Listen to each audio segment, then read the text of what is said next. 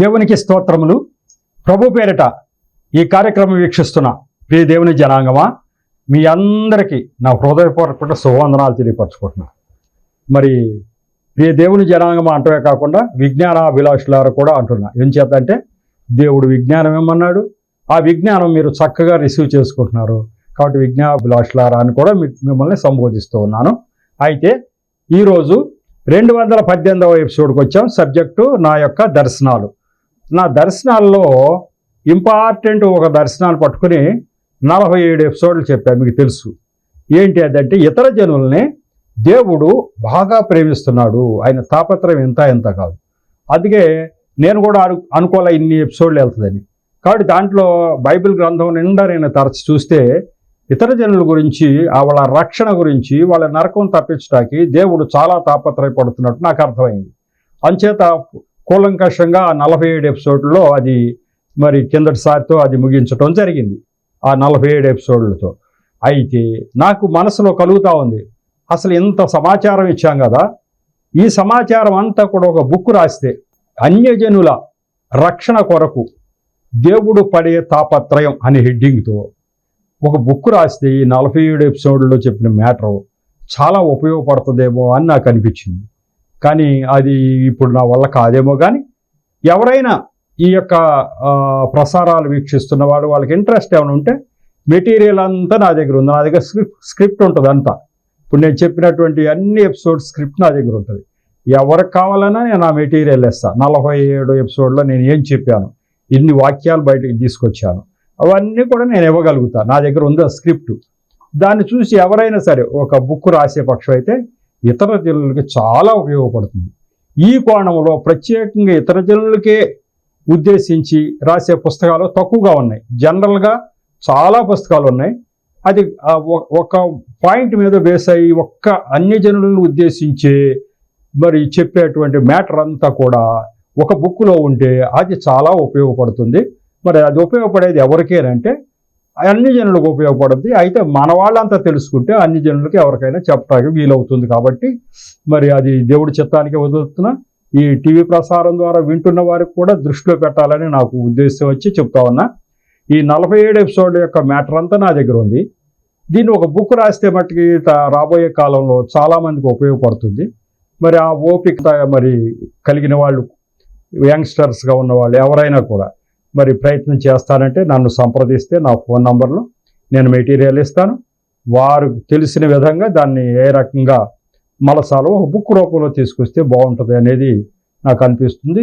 అది దేవుడి చిత్త ప్రకారమే జరుగుతుంది. ఎవరిని ప్రేరేపించాలో వారిని ప్రేరేపిస్తాడు. అయితే నేనైతే నా వంతు కర్తవ్యంగా చెప్పాలి కాబట్టి చెప్తూ ఉన్నా. కాబట్టి అట్లా ఈ 47 ఎపిసోడ్స్ అయిపోయినాయి. మరి ఇప్పుడైతే అది 217 ఎపిసోడ్తో ముగిసింది. 217 ఎపిసోడ్స్ ఆ యొక్క దర్శనం గురించి. నా యొక్క 93వ దర్శనం అది. నా బుక్ 100 దర్శనాల బుక్లో 93వ దర్శనం. ఆ 93వ దర్శనం అది కంప్లీట్ అయిపోయింది. ఇప్పుడు ఈ ఎపిసోడ్లో 94వ దర్శనానికి వస్తా అని చెప్పి, ఇది కూడా ఇంపార్టెంటే. ఇది చాలా బాగా ఉంటుంది. దేవుడు ఎట్లా మాట్లాడతాడు అనేది, దేవుడు ఎప్పటికప్పుడు మాట్లాడుతూ ఉంటాడు కదా, ఎట్లా మాట్లాడతాడు అనేది మీకు అర్థమవుతుంది. ఈ 94వ ఎపిసోడ్ యొక్క దర్శనాన్ని మీకు ముందు చదివి ఎక్స్ప్లెయిన్ చేస్తా. తర్వాత ఆ దర్శనం ఏంటని, ఆ దర్శనం మీద బేస్ అయి మీకు విస్తారంగా దాంట్లో కావాల్సిన జ్ఞానం అంతా మీకు ఇస్తాను. దేవుడికి స్తోత్రం. మరి ఆ యొక్క 94వ దర్శనం ఏంటి అసలు అని మీకు, ఇవన్నీ ఏంటి ఈ దర్శనాలన్నీ అంటే, నా పిలుపు ఒక ప్రవక్త పిలుపు అని నిర్ధారణ చేసుకోవడానికి అవసరమైనటువంటి ఆ యొక్క దర్శనాలన్నీ ఒక కోవలో అన్నీ తీసుకుంటూ వస్తున్నా. అటువంటి దర్శనాలు ఇప్పటికీ 28 చెప్పా. ఇంకొక 28 చెప్పా. ఇంకా 3 4 ఉన్నట్టున్నాయి. కాబట్టి 33 అనుకుంటాం మొత్తం. కాబట్టి ఇంకొక 5 ఉన్నట్టు లెక్క ఈ దర్శనాలు. ఈ దర్శనాలతో ఆ కోవలో అయిపోతాయి. అప్పుడు మళ్ళీ సీరియల్గా ఒకటే దగ్గర నుంచి దర్శనాలు ఎన్నైతే చెప్పానో మిగతా దర్శనాలు కూడా అన్నీ మీ ముందుకు తీసుకొస్తాను. ఎందుకంటే దేవుడు ఇలా మాట్లాడతాడా అని మరి చాలామందికి తెలియదు. మీకు తెలియాలని చెప్పి నేను బుక్కులు రాసా, పంచా. కానీ పుస్తకం చదివిన దానికంటే కూడా నా నోటి ద్వారా చెప్తే మీకు బాగా అర్థమవుతుంది. అది నేను గ్రహించాను. కాబట్టి నా నోటి ద్వారా నేను చెప్పడం అవసరమని భావిస్తున్నాను. అది చెప్తాను. మీరైతే మైండ్లో అది నిక్షిప్తం చేసుకోండి. దేవుడే ఆ ఏర్పాటు కూడా చేస్తాడు. దేవుడికి స్తోత్రం. ఈ దర్శనం ఎప్పుడు వచ్చిందండి అంటే 30/4/2022, అంటే ఇప్పటికి 4 సంవత్సరాల క్రితం వచ్చినటువంటి దర్శనం ఇది. ఈ దర్శనం నా పుస్తకంలో 94వ సంఖ్య. ఆ దర్శనం ఇలా వచ్చింది. ఈరోజు రాత్రి కలలో ఒక దర్శనం ఇలా కలిగింది. నాకు ఎప్పుడు కూడా రాత్రుల్లో కల్లో దర్శనం వస్తుంది. అది ప్రింట్ అయిపోయి ఉంటుంది. పొద్దున లేచి చక్కగా రాసేయగలను. మామూలు కళ్ళు పిచ్చి పిచ్చి కళ్ళు చాలామందికి వస్తాయి. ఎవరికైనా గుర్తుంటాయా? వేగ్గా ఉంటే సరిగ్గా గుర్తుండవు. కానీ దర్శనం అయితే ఇక ప్రింట్ అయినట్టు ఉంటుంది మైండ్లో. ఇక ఎన్ని సంవత్సరాలైనా నా మైండ్లో, ఇప్పుడు నా 100 దర్శనాలు కూడా నా మైండ్లో ప్రింట్ అయి ఉన్నాయి. అట్లా చేయగలిగిన దేవుడు ఈయనొక్కడే. 100 దర్శనాలు నా మైండ్లో ప్రింట్ చేసేటట్టుగా చేసింది ఆయనే. ఎవరికైనా ఏ కాలాన్ని వస్తే గుర్తుంటాయా? ఎవరికి గుర్తుండవు. అది కూడా కొన్ని రోజులు గుర్తుంటే తర్వాత గుర్తుండవు. కానీ అన్నీ నా మైండ్లో ప్రింట్ అయ్యేటట్టుగా చేసిన ఆయన ఎవరు అంటే సృష్టికర్త అయిన దేవుడు అని నేను గ్రహించాను. మీరు కూడా గ్రహించవచ్చు. ఇది ఎట్లా సాధ్యం? మామూలు వాళ్ళకి సాధ్యం కాదే. దేవుడి యొక్క ఆత్మ చేత ఇది జరుగుతుందని మీకు కూడా తెలుస్తుంది. అది అక్కడ ఆ దర్శనం ఏంటంటే, నేను ఒక చర్చిలో సువార్త ప్రకటించాను. మరలా రాత్రి ఆ గ్రామంలో ఇంకో ఆయన సాయంతో ప్రకటిస్తూ అక్కడి ప్రజల అనుమానాలు తీరుస్తున్నాను. ఇది చూడండి. నేను జనరల్గా నేను వెళ్ళి చర్చిలకు వెళ్ళి సువార్త ప్రకటిస్తూ ఉంటాను. సువార్త అంటే నా సాక్ష్యంతో మిళితం చేసి, ఇదిగో బాబు నేను 60 సంవత్సరాల వరకు ఇతర జనున్నే, నేను నిష్ఠాగరిష్ఠుడైనటువంటి ఒక హిందువుని, ఆ తర్వాత దేవుడు ఎలా ఎలా ఎలా మలుపులు తిప్పి ఆయన బిడ్డగా నన్ను ఏర్పరచుకున్నారని సాక్ష్యం చెప్తూ, ఆయన నిజమైన దేవుడు అని నేను ఎలా గ్రహించాను, ఇదిగో దానికి ఉదాహరణలు ఏవి అని వాక్యాలు రెఫరెన్స్లు చెప్పుకుంటూ వెళ్ళిపోతా. ప్రతి చర్చిలో నేను చేసే పని అయితే అట్లా 700 చర్చిలో చేశాను నేను. ఆ తర్వాత నా బుక్స్ కూడా పనిచేస్తా, అన్నీ ఉచితంగానే. అది దేవుడు నాకు ఇచ్చిన ఆజ్ఞ. కాబట్టి అది నా యొక్క ప్రాక్టీస్. కాబట్టి నా దర్శనంలో ఏమొస్తా ఉంది అంటే, నేను ఒకరోజు ఒక ఊర్లోకి వెళ్ళి ఒక ఆదివారం చర్చిలో సువార్త చర్చిలో ప్రకటించా. మరల నేను ఆ రాత్రికి అక్కడే ఉండి, ఆ రాత్రి ఆ గ్రామంలో ఇంకొక పెద్ద ఆయన్ని తీసుకుని అక్కడ ఆ ప్రజల మధ్యలోకి వెళ్ళిపోయి అనుమానాలు తీరుస్తున్నా. ఇక పాస్టర్ గారు అయితే ఇక పట్టించుకోరు కదా, చర్చిలో ఏదైనా వాక్యం ఉంటుంది. కానీ మళ్ళీ ప్రజల మధ్యకి వెళ్ళటం అంటే పాస్టర్ గారు కాదు. కానీ అక్కడ ఊళ్ళో ఒక సంఘ పెద్దనో ఒక మనిషిని పెద్ద ఆయన్ని తీసుకుని, బాబు మీ ఊరు నాకు కొత్త కదా, నేను ప్రజల్లో ఏమైనా అనుమానాలు ఉంటే తీరుస్తాను. మామూలుగా మనం స్టేజ్ మీద చెప్పుకుంటూ వెళ్ళిపోతే వాళ్ళ అనుమానం మనకు చెప్పడానికి లేదు, మనం తీర్చడానికి లేదు.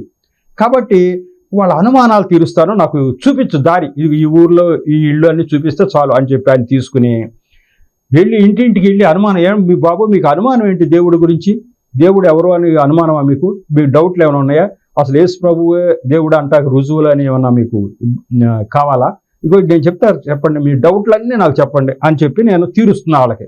ఆహా అని వింటున్నారు. అన్ని జనుల ముఖ్యమైన అనుమానం ఏంటంటే, వాళ్ళు ఇష్టం లేకపోయినా యేసు ప్రభుని ఎందుకు నమ్మాలి అని. వాళ్ళు అందరూ అంటారు, మాకు ఇష్టం లేదండి యేసు ప్రభు అంటే, ఎందుకో మాకు తెలియదు, మరి మేము ఎందుకు నమ్మాలి, మీరు చెప్తా ఉంటారు, మీ క్రైస్తవులు అందరూ చెప్తా ఉంటారు, చర్చిల్లో చెప్తారు, సువార్త మీటింగ్లో చెప్తారు, ఎందుకో మాకు అసలు ఆ పక్కకి వెళ్ళబుద్ధి కావట్లా, మాకు ఇష్టం లేదు, మేము ఎందుకు నమ్మాలండి యేసు ప్రభుని అని చాలామంది అడుగుతున్నారు. అందుకు నేను వారికి చెప్పింది ఏంటంటే, నేను చెప్తా ఉన్నా, ఏం చెప్తున్నా, ఇష్టం లేకపోవటానికి కారణం దేవుని గురించి పూర్తి అవగాహన లేకపోవడమేనని, ఆ అవగాహన ఆ జ్ఞానం మాత్రమే దేవుడు ఇమ్మని చెప్పాడని, నిర్ణయం తీసుకోవటం వారి ఇష్టమేనని చెప్పాను. నేను క్లియర్గా చెప్తా ఉన్నా. అందరూ చెప్పినట్టుగా ఏమంటున్నాను, ఏమంటలేదు, యేసు ప్రభువుని నమ్మండి, ఖచ్చితంగా యేసు ప్రభువుని నమ్మండి, మీ నరకం నుంచి తప్పించుకోండి, పరలోకం వెళ్ళండి అని అందరూ చెప్తారు. నేను అట్లా చెప్పట్లా, స్టైల్ మారిపోయింది. నా యొక్క దర్శనంలో నేను ఏం చెప్తున్నానంటే, మీకు ఇష్టం లేదన్నారు కదా దేవుడు అంటే, దానికి కారణం ఏంటంటే, అసలు దేవుడు అంటే మీకు పూర్తి అవగాహన లేదు అన్నమాట. అంటే యేసు ప్రభు అంటే పూర్తిగా ఒక అవగాహన లేదు మీకు. ఏదో ఈ దేవుడు ఏదో ఇంకో దేవుడు, మన దేవుడు ఉండగా ఈ దేవుడు ఎందుకు అని మీరు అట్లా దాని మీద ఇష్టం చూపలేకపోతున్నారు. అంతేకాని నేను అంటున్నా, మీకు ఇష్టం లేకపోవటానికి కారణం దేవుడి గురించి అవగాహన లేకపోవటమే. ఆ అవగాహనే, ఆ జ్ఞానమే మాత్రమే దేవుడు మీకు ఇమ్మని చెప్తున్నాడు నన్ను. నేను ఏమంటున్నా అంటే, దేవుడు ఎట్లా దేవుడో ఒక అవగాహన, ఆ జ్ఞానం వాళ్ళకి ఇవ్వబ్బాయి అంటున్నాడు. నిర్ణయం తీసుకోవటమా, మీరు యేసు ప్రభువుని నమ్మండి అనే పదం నిర్ణయం అనేది మనం చెప్పొద్దు. నిర్ణయం తీసుకోవటం మీ ఇష్టం అయితే నమ్మండి, లేత లేదు అని వాళ్ళ మీద వదిలిపెట్టమని నాకు దేవుడు చెప్తా ఉన్నాడు అంటున్నా. వాళ్ళతో అంటున్నాను, మీరు నమ్మాలా నమ్మకపోవటం అనేది మీ ఇష్టం. దేవుడు నాకు అది బోధిస్తున్నాడు. ఏమని? నువ్వు నమ్ము అని చెప్పొద్దు, నమ్మటారో నమ్మరో వాళ్ళ ఇష్టమే అని చెప్పు. కాబట్టి దేవుడి గురించి బట్టి జ్ఞానం అంటే ఇవ్వు అంటున్నాడు బాబు అని అన్నా. నెక్స్ట్ ఎప్పుడు నిర్ణయం అయితే మీ ఇష్టమే అని చెప్పేశా. తర్వాత సృష్టికర్త ఎవరు అనే విషయంలో కూడా మీరు ఆలోచిస్తే మీకే తెలుస్తుంది అని చెబుతున్నా. ఏమంటున్నానంటే సృష్టికర్త ఎవరు అనే విషయంలో కూడా మీరు కొంచెం ఆలోచించండి, మైండ్ పెట్టి కొద్దిగా అసలు సృష్టికర్త ఎవరు అని మీకు ఆలోచిస్తే అది మీకే తెలుస్తుంది. ఇంకొకడు వచ్చి చెప్పకర్లా, మీరు ఆలోచిస్తే బట్టి ఖచ్చితంగా తెలుస్తుంది అంటున్నా. ఇంకేమంటున్నానంటే వారు నా సమాధానాలతో చాలా తృప్తి చెందుతున్నారు. ఎప్పుడైతే యేసు ప్రభువుని నమ్మటం మీ ఇష్టమే, మీకు ఇష్టమైతేనే నమ్మండి అనే పదం వాడానో వాళ్ళకి చాలా సంతోషం వచ్చేసింది. సంతోషం వచ్చేసి వాళ్ళు ఏం చేస్తున్నారు, చాలా తృప్తి. అబ్బా బాగా చెప్పారండి, ఇట్లా చెప్పట్లేదు అందరూ, బాగా చెప్పారు, ఇష్టం మాది, మా ఇష్టానికి వదిలేశారు, అది చాలా బాగా చెప్పారని అందరూ తృప్తి చెందుతున్నారు. వారిని చూసి నాకు కూడా తృప్తి కలుగుతుంది. ఆహా, ఎంత చక్కగా వీళ్ళు వింటున్నారని నాకు తృప్తి కలుగుతుంది. వాళ్ళు ఆనందపడుతున్నారు, నేను ఆనందపడుతున్నా. కాలాంతం అయిపోయింది. దేవుడు దర్శనాలు ఎలా చూపిస్తాడు అంటే, ఈ అన్యజనుల్లో ఒక అభిప్రాయం ఉంది, క్రైస్తవులు అన్నవాళ్ళు మనల్ని అందరినీ మార్చేయటానికి వచ్చేస్తున్నారు, మనల్ని మార్చడమే వాళ్ళ ధ్యేయం, తెల్లారు లేచిన కానీ యేసు ప్రభువుని నమ్మండి అని ఇదే పదం తప్ప ఇంకోటి లేదు. వాళ్ళు మార్చడానికి వస్తారు, మనం మారకూడదు ఎట్టయినా అని వాళ్ళు భీష్మించుకుని వాళ్ళు చెప్తారు, ఈ చెవితో విని ఈ చెవితో వదిలేద్దాం, అసలు మనం పట్టించుకోవద్దు అన్న దృష్టి వాళ్ళలో కలిగిపోయింది అని ఎవరికి తెలిసింది? దేవుడికి తెలిసింది, మనకు తెలియదు. మనం ఊరిగా ప్రకటించుకుంటున్నాం, వెళ్ళిపోతున్నాం, వాళ్ళు వింటున్నారులే అనుకుంటున్నాం. కానీ దేవుడు ఏం చూస్తున్నాడంటే వాళ్ళ హృదయంలో ఏముందో దేవుడు తెలుసు. ఏమంటున్నాడంటే వాళ్ళ హృదయంలో అసలు మాకు ఇష్టం లేదు, మీరు ఎందుకు మాకు దేవుడిని యేసు ప్రభువుని నమ్మని చెప్తున్నారు అనే మాటలు ఉన్నాయి వాళ్ళలో. కాబట్టి నువ్వు వెళ్ళి ఎలా చెప్పు, ఇష్టము అనేది మీ ఇష్టమైతేనే నమ్మండి అనే పదం నువ్వు చెప్పు అంటున్నాడంటే దేవుడు. వాళ్ళ హృదయంలో ఉన్నటువంటి మాటలలో ఆయనకి తెలిసిపోయింది. ఇప్పుడు నేను ఎలా చెప్పగానే దర్శనంలోనే వాళ్ళు ఎంత తృప్తిపడి చాలా బాగా చెప్పారండి, చాలా బాగా చెప్పారు. ఇప్పుడు చెప్పండి, జ్ఞానమేగా, మీరు ఎంత జ్ఞానం చెప్తే అంత జ్ఞానం తీసుకుంటాం. యేసు ప్రభువుని నమ్మటం అనేది మా ఇష్టమేగా, రైట్. మేము ఇవాళ నమ్ముతామో చచ్చే ముందు నమ్ముతామో, మా ఇష్టం వచ్చిన నమ్ముతాం, ఒకవేళ నమ్మకపోతే నమ్మం, అది మా ఇష్టమే. మీరు మట్టి జ్ఞానం మట్టికి ఇస్తామన్నారు, తీసుకుంటాం అని చెప్పి అంటున్నారు వాళ్ళు. అప్పుడు నాకు అది ఎట్లా కళాంతమైంది అంటే నా స్టైల్ ఇప్పుడు మార్చాలన్నమాట. నేను అప్పుడు వరకు ఎట్లా చెప్తున్నా, అందరు చెప్పినట్టే చెప్తున్నా. బాబు, యేసు ప్రభు అన్న ఆయన సృష్టికర్త, ఆయన శిలువయాగం చేసి మన పాపాలన్నీ తీసివేశాడు. కాబట్టి ఆయన అంగీకరించే పక్షం అయితే మన పాపాలు కొట్టివేయబడి మనం నరకం నుంచి తప్పించబడి పరలోకానికి వెళతాం. కాబట్టి నేడే రక్షణ దినము, మీరు ఆలస్యం చేయొద్దు, మీరు ఎంత త్వరగా వీలైతే అంత త్వరగా యేసు ప్రభువును నమ్మండి అని చెప్తున్నాం. అందరు చెప్పినట్టే నేను చెప్తున్నా. కానీ దేవుడు ఎట్లా అంటున్నాడు, ఎట్లా కాదు నువ్వు చెప్పాల్సింది అన్నాడు. మరి ఇది అందరికీ వర్తిస్తుందా అంటే రూలు, నన్ను దేవుడు ప్రవక్తగా ఏర్పరచుకున్నాడు. ఆయన ఒక స్టైల్ నాకు నిర్ధారించాడు, నువ్వు చెప్పవలసింది ఇది అని.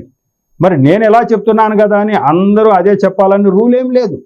దేవుడు ఎవరికి ఏ పద్ధతిలో చెప్పాలంటే ఆ పద్ధతి. పైగా నన్ను ఎందుకు నేను అన్యజనుల్లో ఒక 60 సంవత్సరాల పాటు అన్యజనుల మధ్యన ఉన్న మనిషిని కాబట్టి అన్యజనుల మధ్యకి చొచ్చుకు వెళ్ళాలని నాకు ఆదేశించాడు. అన్యజనులు ఒక డౌట్లన్నీ తీర్చమని నాకు ఆదేశించాడు. అలాగే అన్యజనులకి ఉన్నటువంటి ఈ సందేహాలన్నీ తీర్చమే కాకుండా వాళ్ళకి ఇష్టం లేకపోవటం కారణం జ్ఞానం లేకపోవటమే కాబట్టి జ్ఞానం మట్టికి ఇవ్వు, వాళ్ళు ఇష్టపడతామో లేకపోతామో నీకు అనవసరం అని చెప్పడం జరిగింది. అప్పుడు స్టైల్ మార్చాను. నేను వెంటనే టీవీలో కూడా ఒక నా సాక్ష్యం చెప్పాను. అప్పుడు చాలా ఫోన్లు వచ్చినాయి, అయ్యా బాగుందయ్యా మీరు చెప్పింది, మరి నిజంగా అన్యజనులు ఈ మాట అనుకోవటం మేము కూడా విన్నాం. ఈ క్రైస్తవులు 24 గంటలు యేసు ప్రభువుని నమ్మండి అని చెప్తున్నారు, మాకు విసుగొస్తుందని అనుకోవటం మేము కూడా విన్నాం. దేవుడు మీతో మాట్లాడాడు అన్నమాట. ఎట్లయితే నాతో మాట్లాడాడు బాబు, ఇట్లా చెప్పమన్నాడు. నా స్టైల్ ఇలాగే చెప్పి జ్ఞానం ఎంత ఇస్తా, ఎన్ని రోజులు చెప్పమన్నా చెప్తా జ్ఞానం. కానీ మిమ్మల్ని యేసు ప్రభువును నమ్మండి అనే పదం నేను వాడను. అది నమ్ముతారో నమ్మరో మీ ఇష్టం అనే పద్ధతిలో నేను చెప్పడం మొదలు పెడుతున్నా. అప్పుడు గ్యారంటీగా వాళ్ళు వింటున్నారు, బాగా వింటున్నారు. ఇతర జనుల మధ్యలో నేను ఇలా చెప్పినప్పుడు చాలా బాగా వింటున్నారు. తర్వాత రోజుల్లో ఇంకా నేను బుక్ ఇస్తే ఆ బుక్ పక్కన పడేట్లా దాన్ని చాలా జాగ్రత్తగా చదువుతున్నారు, దీంట్లో ఏముంది అని. కాబట్టి జ్ఞానం అనేది ఇస్తున్నామని చెప్పమని ఆ స్టైల్లో నేను చెప్పుకుంటూ వెళుతున్నా. మరి 4 సంవత్సరాలుగా నా సువార్తలో, ప్రకటనలో, టీవీ మెసేజ్ల్లో కానీ, అలాగే నేను చర్చిల్లో సాక్ష్యం చెప్పేటప్పుడు కానీ ఇదే పదం వాడుతున్నా. దేవుడు ఖచ్చితంగా నన్ను దర్శించి నా కలలో ఎలా చెప్పాడు, ఎవరిని యేసు ప్రభువుని అంగీకరించమని బలవంత పెట్టవద్దు, అది వారిష్టం. కానీ దేవుడి గురించి జ్ఞానము నిండారుగా ఎంత ఏమన్నాడు చెప్పిన, నానా విధమైన జ్ఞానము నా బిడ్డలకు నూరిపోయమని చెప్పాడు. కాబట్టి జ్ఞానం ఇస్తున్నానని చెప్పాను, ఆ జ్ఞానమే పంచుతూ ఉన్నాను. వాళ్ళు దాని దరి మీద అనేక మంది ఇవాళ నమ్మాలని ఏముంది, యేసు ప్రభువుని జ్ఞానం ఉంటే వాళ్ళు ఎప్పుడొకప్పుడు నమ్ముతారు. వాళ్ళు నమ్ముతారు, వాళ్ళ పిల్లలు నమ్ముతారు, వాళ్ళ మనవళ్ళు నమ్ముతారు. జ్ఞానం అనేది వాళ్ళకి ఇచ్చేసి ఊరుకుంటాం అంతే. ఇవాళే అయిపోవాలని మనం ఎట్లా చెప్పగలుగుతాం? అది ఆ దేవుడు ఎవరిని ఎప్పుడు ఆకర్షించాలో ఆయన ఆకర్షించినప్పుడు, పరిస్థితులు అనుకూలించినప్పుడు. నేను ఒక అన్యజనుడి నుంచి వచ్చా కాబట్టి ఎన్నో పరిస్థితులు అనుకూలించాలి, యేసు ప్రభువుని అంగీకరించాలంటే అంత ఈజీ కాదు. యేసు ప్రభువు దగ్గరికి రావటం అనేది అంత ఈజీ కాదు. అవి ఎన్నో పరిస్థితులు అనుకూలపడాలి. మరి మీరు ఎట్లా వచ్చారంటే నాకు కూడా అట్లా పరిస్థితులన్నీ అనుకూలపరిచాడు దేవుడు, లేకపోతే నేను రాను. పరిస్థితులు అనుకూలపరిచాడు దేవుడు నాకు. కాబట్టి ఆయనే అనుకూలపరుచుకుంటా వస్తాడు. ఎవరికి ఏ రకంగా అనుకూలపరచు. ముందు వాళ్ళు ఈయన దేవుడు అనేటువంటి జ్ఞానం తెలుసుంటే పరిస్థితులు ఆయనే అనుకూలపరిచి ఆయనే యేసు ప్రభు వైపు వాళ్ళు ఎలా రావాలో వచ్చే విధంగా ఆయన చూసుకుంటాడు. కాబట్టి మనమైతే జ్ఞానం ఇవ్వాల్సి ఉంటుంది అని చెప్పి ఇట్లాంటిదే ఇదే రకంగా మళ్ళీ ఖచ్చితంగా 1 సంవత్సరం లోపే ఇంకో దర్శనం వచ్చింది. అది ఇప్పుడే చెప్తే మీరు కన్ఫ్యూజ్ అవుతారు. కాబట్టి ఈ దర్శనం అంతా ఎక్స్ప్లెయిన్ చేసేసిన తర్వాత మళ్ళీ ఆ దర్శనం కూడా 2 దర్శనాలకు కూడా మ్యాటర్ ఒకటే వస్తుంది. ఆ దర్శనం కూడా ఇట్లాగే ఉంది దగ్గర. నువ్వు జ్ఞానం అంతా రంగరించిపోయి, రయానం అంతా రంగరించిపోయి అన్నాడు. మరి ఆ జ్ఞానం అంతా ఏమి రంగరించిపోయాలి అనేది కూడా మరి మీకు అది కూడా చెప్పాలి. ఇప్పుడు అయితే ఈ 94వ దర్శనం చేస్తే అది 100వ దర్శనంలో ఉండేది. ఆ 100వ దర్శనం కూడా జ్ఞానమే రంగరించిపోయమన్నాడు. మరి ఎట్లాగో వచ్చాం కాబట్టి అది కూడా చదివేసి ఈ 2 దర్శనాలకు ఒకటే ఎక్స్ప్లెనేషన్ చెప్పేస్తా. ఎందుకంటే ఈ మ్యాటరే మళ్ళీ అక్కడ వస్తుంది. కాబట్టి రెండింటికి కూడా ఒకేసారి ఎక్స్ప్లెనేషన్ మీకు చెప్తే మీకు అర్థమవుతుంది. కాబట్టి ఆ దర్శనం కూడా మీకు చదివి వినిపిస్తా. అది ఎప్పుడు వచ్చింది? 11/6/2023. అంటే ఈ దర్శనం వచ్చిన తర్వాత 1 సంవత్సరం 2 నెలలకు వచ్చింది ఈ దర్శనం తర్వాత.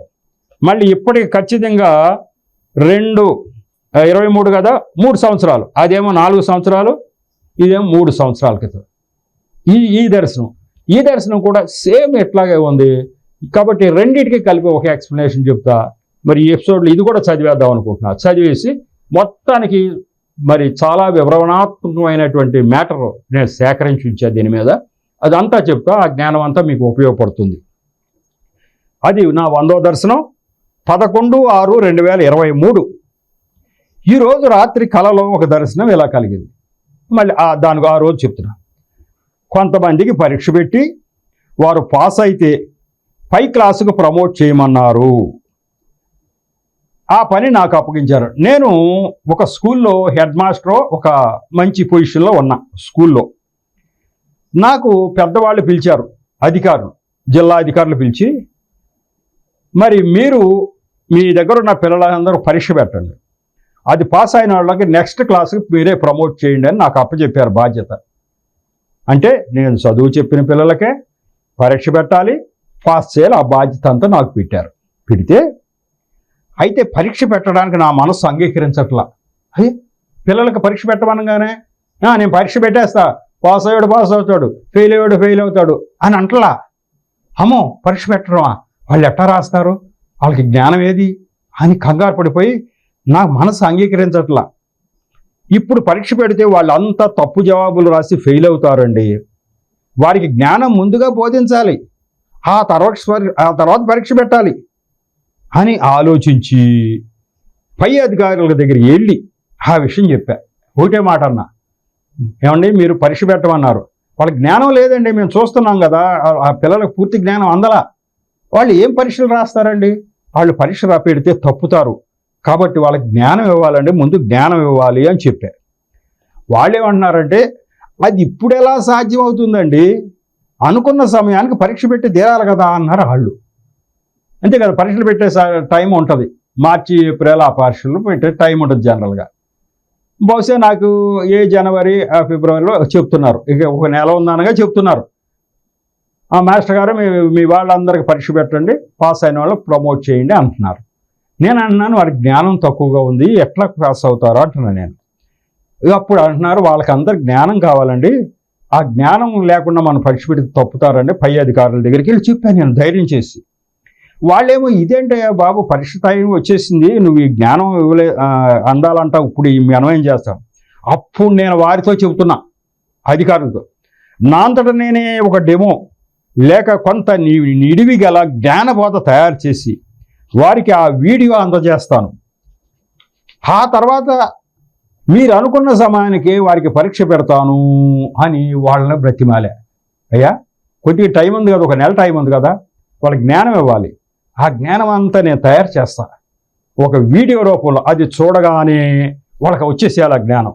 ఒక డెమో వీడియో అది తయారు చేస్తాను నేను, కష్టపడి తయారు చేసి వాళ్ళకి ఇస్తా, వాళ్ళు ఈ నెల రోజులు దాన్ని చూసుకుంటారు, అప్పుడు నేను పరీక్ష పెడతాను అని పై అధికారులు అంటే, అట్లయితే మాకేం అభ్యంతరం అయ్యా, ఇచ్చుకోండి, బాధ మీరే, శ్రమపడేది మీరేమంటున్నారు, ఈ సంవత్సరం అంతా విన్నారు, సరిగ్గా వినలేదు, మేమేదో చెప్పాము వాళ్ళు ఏదో గాలికి వదిలేశారు, ఇప్పుడు పరీక్ష పెడితే తప్పుతారు అంటున్నారు, ఆ జ్ఞానం అంతా మీరు ఇస్తానంటున్నారు, ఇవ్వండి, మాకేం అభ్యంతరం, ఇవ్వండి, ఎంత జ్ఞానం కావాలని అది ఇవ్వండి అని వాళ్ళు అన్నారు. అప్పుడు జ్ఞానబోధ నేను తయారు చేసి వారికి ఇచ్చి ఆ తర్వాత అనుకున్న సమయానికి పరీక్ష పెట్టాను. నా అంతటా నేను ఎంతో కష్టపడి జ్ఞానబోధ, చాలామంది బాగా రాసి పాస్ అయిపోయారు, ఇప్పుడు బాగా పాస్ అయిపోయారు. కొంతమంది పూర్తి గ్రహింపు పొందలేక బాగా వ్రాయలేకపోయారు, ఇంకా కొంతమంది డల్ స్టూడెంట్స్ ఉంటారు కదా, వాళ్ళకి ఇంకా అందలేదు, వాళ్ళు బాగా గ్రహించలేదు, మరి పూర్తిగా బాగా రాయలేకపోయారు, వాళ్ళు ఫెయిల్ అయ్యారు, కొద్దిమంది మాత్రమే ఫెయిల్ అయ్యారు. అప్పుడు నేను ఇలా అనుకుంటున్నా నా మనసులో, అయినా నా ప్రయత్నం నేను చేశాను, ఇంతకంటే ఏం చేయగలను అనుకుంటున్నాను. ఇంతకంటే ఏం చేయగలను, పై అధికారుల దగ్గరికి వెళ్ళి వాళ్ళ బ్రతిమాలి జ్ఞానబోధ మొత్తం తయారు చేసి వాళ్ళకి ఇచ్చి అంతా చేశా, అయినా కొంతమంది ఫెయిల్ అయ్యారు, ఇంతకంటే నేను ఏం చేయగలను అనుకుంటున్నాను. కానీ నా మనసులో ఫెయిల్ అయిన వారి గురించి కొంత బాధ అలాగే ఉంది. అరే పాపం, ఈ పిల్లలు కొద్దిమంది ఫెయిల్ అయిపోయారే అని ఇంకా బాధపడుతున్నాను నేను. ఇంకా ముందుగానే ఈ జ్ఞానబోధ అంతా తయారు చేసి వాడికి ఇచ్చి ఉంటే ఇంకొంతమంది పాస్ అయ్యేవారు కదా అని అనుకుంటున్న మనసులో ఎంతలో మెలకు వచ్చేసి, ఇప్పుడు చూడండి, పరీక్ష ఏంటి, జ్ఞానం ఏంటి, పాస్ అవ్వటం ఏంటి, ఫెయిల్ అవ్వటం ఏంటి, ఇదంతా మర్మం. ఏంటి అంటే పరీక్ష ఏంటి అంటే యేసు ప్రభువును నమ్ముతారా నమ్మరా అని చెప్పేది పరీక్ష. మనం ఈ సంవత్సరం వల్ల చెప్పిన పాఠం ఏంటంటే యేసు ప్రభువు దేవుడు, ఆయన నమ్మితే పరలోకం వస్తుంది అని చెప్పాం. వీళ్ళు ఎలాగే చెప్తారులే, చెప్పారో నమ్మాలా అన్నట్టున్నారు. ఇవాళ పరీక్ష పెడితే పాస్ అవ్వరు, వాళ్ళకి పూర్తి నిడివిలో జ్ఞానం ఇవ్వాలా మనం. ఈయన ఎందుకు సృష్టికర్త, మిగతా వాళ్ళు ఎందుకు సృష్టికర్తలు కారు, ఈయన సృష్టికర్త అంటే రుజువు ఏంటి, సాక్షి ఏంటి అని మొత్తం అంతా మనం అది వాళ్ళకి ఇవ్వాల. ఊరికినే యేసు ప్రభువుని నమ్మండి అంటున్నాం, అంతే, ఒక్క మాటే చెబుతున్నాం. ఆ ఒక్క మాటతో ఏమంటావు, పరలోకం పొందాలంటే నమ్మండి అంటున్నాం. కానీ అలా కాదు, ఎందుకు నమ్మాలి వాడే అంటాడు. చాలామంది దేవుళ్ళు ఉన్నారు, ఆ దేవుళ్ళు కూడా దేవుళ్ళేగా అంటారు. నో, అది కాదు, ఎందుకు కాదు, ఇందుకు కాదు, ఇది రైట్, అది తప్పు అని వివరం అంతా చెప్పాలి. అప్పుడు ఓహో అలాగా అని చెప్పి వాళ్ళు ఆలోచించుకుని రాస్తారు. ఆ పని అంతా ఎవరు చేస్తారట, నన్నే చేయమంటున్నాడు, నేనే అన్నా, నా అంతటి నేను తయారు చేస్తానండి అంటున్నాడు. నేను ఆ యొక్క డెమో తయారు చేస్తా, వీడియో పంపించేస్తా, మొత్తం అంతా చేస్తా, చేశాను కూడా. అంటే దేవుడు నా మీద పెట్టిన భారం ఏంటో తెలుసా, నీవు ఇలా చేయాలి, జ్ఞానం అంతా రంగరించిపోయాలి. అదే అనేక మంది పాస్టర్లు, అనేక మంది సువార్థికులు టీవీలో రోజు వాక్యాలు చెప్తారు. కానీ నువ్వు చెప్పే దాంట్లో జ్ఞానం నిండి ఉండాలి, జ్ఞానం నిండి ఉండాలి, దాని నిండా జ్ఞానమే ఉండాలి. అది నువ్వే చేయాలని ఆ పని నా మీద పెట్టినట్టు, నేను పెడితే నా ద్వారా బోళ్ళంతమంది ఈ యొక్క జ్ఞానం ద్వారా అనేక మంది ఆ యొక్క యేసు ప్రభువును అంగీకరించినట్టు, ఇంకా కొంతమంది అంగీకరించకుండా ఉన్నట్టు, వాళ్ళ గురించి కూడా నేను బాధపడుతున్నా. అంటే తండ్రి అయిన దేవుడు ఎవరైనా వదిలిపెట్టబడితే, ఎవరైనా యేసు ప్రభు మార్గంలో రాకపోతే ఆయన మనసులో ఇంకా బాధ ఉంటాడు. ఇప్పుడు నేనున్నా, నా మీద బోళ్ళంత మంట రగిల్చాడు, నువ్వు ఇది చేయి ఇది చేయని చెప్పిస్తున్నాడు. అయినా కూడా నేను ఎన్ని చెప్పిన తర్వాత కూడా ఎవరైనా మాకు యేసు ప్రభు వద్దులే అంటే దేవుడు బాధపడుతూనే ఉంటాడట. ఏంటి అంటే తల్లి మనసు దేవుడిది. ఒక తల్లి తన పిల్లవాడు మరి ఎక్కడైనా తప్పిపోతే ఎంత బాధపడిపోద్దో ఒక తల్లి. ఆయన అనుకోవచ్చుగా, దేవుడు ఏం చేస్తాం మనం మట్టుకు. రాజారావు అనే వ్యక్తికి ఎంత పని అప్పచెప్పాం, పాపం ఆయన కష్టపడి అంతా తయారు చేసి చెప్పాడు. అయినా వాళ్ళు గ్రహించలే. మనం ఏం చేస్తాం అనుకుంటున్నాడు ఆయన, అనుకోవట్లా. అయ్యో ఇంకా ముందుగానే ఈ జ్ఞానం అని తీస్తే ఇంకా కొంతమంది పాస్ అయ్యేవాళ్ళేమో అని బాధపడుతున్నాడు. అంటే దేవుడిది తల్లి లాంటి మనసు, తండ్రి లాంటి మనస్సు. ఈ ప్రపంచంలో ఉన్నటువంటి ఇతర జనులు అందరూ కూడా ఆయన పిల్లలే. ఇప్పుడు నా 2 దర్శనాలు మీరు చూశారు కదా, ఈ 2 దర్శనాలు క్రైస్తవుల గురించి ఏమైనా ఉందా? ఆ దర్శనంలోనూ ఇతర జనుల గురించే, ఈ దర్శనంలోనూ ఇతర జనుల గురించే. దేవుడు ఎంత తాపత్రయపడిపోతున్నాడు ఏంటి? దేవుడు ఎంత తాపత్రయపడిపోతున్నాడు ఏంటి వాళ్ళ గురించి? మరి క్రైస్తవుల గురించి పట్టలేదంటే, క్రైస్తవులు ఆల్రెడీ యేసు ప్రభువు చెంతకు వచ్చారు కాబట్టి వాళ్ళు చనిపోయిన తర్వాత పరలోకం వెళతారు. రాని వాళ్ళ గురించి ఆయన ఎక్కువ ఆవేదన పెడుతున్నాడు, ఎక్కువ తాపత్రయపడుతున్నాడు. ఎలా వీళ్ళకి జ్ఞానం ఇవ్వాలి అని ఇదిగో ఈ మీరు చెప్పేటువంటి పద్ధతిలో కూడా, అంటే నాకు ఇదిగో రాజారావు అనే వ్యక్తికి నేను ఆదేశించాను, ఆయన ఈ రకమైనటువంటి జ్ఞానం ఇవ్వాలి అని అన్నాడు. కాబట్టి నేను ఆ రకమైన జ్ఞానం ఇస్తున్నాను. ఇప్పుడు డెమో తయారు చేసి ఒక వీడియో ఇస్తాను, ఆ వీడియోనే ఈ టీవీ. అంతేనా? నేను ఎన్ని చోట్లకి ఎన్ని చర్చిలకి వెళ్ళి చెప్తే మట్టిగా అందరికి అందుతుంది. కానీ వీడియో ఇచ్చానన్నాను కదా, ఇది ఏనాడు 2023లో చెప్తున్నాను. నేను వీడియో ఇచ్చాను ప్రజలకు అందరికంటే ఇట్లా టీవీలో చెప్పుకుంటూ వెళ్ళిపోతా, విస్తారంగా అనేక చోట్లకి వెళ్ళిపోద్ది. ఇది కొన్ని వేల మంది, మరి లక్షలు నాకు తెలియదు, కానీ వెళ్ళిపోద్ది. ఇది దీంట్లోనూ వాట్సాప్లోనూ దేశ విదేశాలకు కూడా వెళ్ళిపోద్ది. ఈ పని అయితే దేవుడు చేయమని నాకు ఆదేశించడం జరిగింది. ఇదంతా ఈ యొక్క ఇతర జనుల మీద ప్రేమతోటే నా యొక్క పరిచర్యను నడిపిస్తూ ఉన్నాడు దేవుడు. కాబట్టి ఇప్పటికి ఈ 2 దర్శనాలు మీరు చూశారు. కాబట్టి ఈ జ్ఞానం ఏంటి, ప్రజలకు అందరికి అర్థమయ్యేటట్టు చెప్పడం ఏంటి, నిర్ణయం మీకు ఇష్టమైతే నమ్మండి లేకపోతే లేదు అంటవేంటి అనే దాని మీద విస్తారమైనటువంటి వివరణ తర్వాత ఎపిసోడ్లో మేము ముందుకు తీసుకొస్తాం. ఇప్పటికైతే ఈ 218వ ఎపిసోడ్ని ముగించుకుందాం. దేవుడి యొక్క మాటలను దీవించునుగాక. చిన్న ప్రార్థన చేసి ముగిస్తా. కృపగల దేవా, మహాపరిశుద్ధుడా, ప్రేమగల తండ్రి, ప్రభా మీకు వందనాలు స్తోత్రాలు చెల్లించుకుంటాం. ఈరోజు ఈ 218వ ఎపిసోడ్ను కూడా తగిన నడిపింపు ఇచ్చారు తండ్రి. దీంట్లో నా 94వ దర్శనం, 100వ దర్శనం, 2 దర్శనాలు ప్రభా ఇతర జనుల మీద ఫోకస్ చేసినటువంటి దర్శనాలు ఎక్స్ప్లెయిన్ చేయడానికి మీరు సహాయం చేశారు. ఇది గ్రహించడానికి కూడా బిడ్డల హృదయాలు తెరిచారు. అంతేకాకుండా ప్రభువా దీని మీద సాగేటువంటి విస్తారమైనటువంటి వివరణ తండ్రి తర్వాత ఎపిసోడ్ నుంచి చెప్పబోతుండగా తగిన నడిపింపు దయచేయండి. ఈ యొక్క జ్ఞానం అంతా కూడా బిడ్డలు తీసుకుని మరి వారి చుట్టూ ఉన్నటువంటి అంధకారంలో ఉన్నటువంటి కొంతమందిని వెలిగించడానికి సహాయపడేలాగా సహాయం చేయమని ప్రార్థిస్తున్నాను తండ్రి. నిరంతరము మీ కృప మా అందరి మీద మెండుగా ఉంచి ఆశీర్వదించమని, మహిమ ఘనత ప్రభావాలు మీరు పొందుకోమని మా ప్రభువును రక్షకుడైన యేసు నామములో పరమ తండ్రిని ప్రార్థించి వేడుకుంటున్నా తండ్రి. ఆమేన్. మరొకసారి మీ అందరికీ నా హృదయపూర్వక శుభవందనాలు తెలియపరచుకుంటూ ఉన్నా. వందనాలు.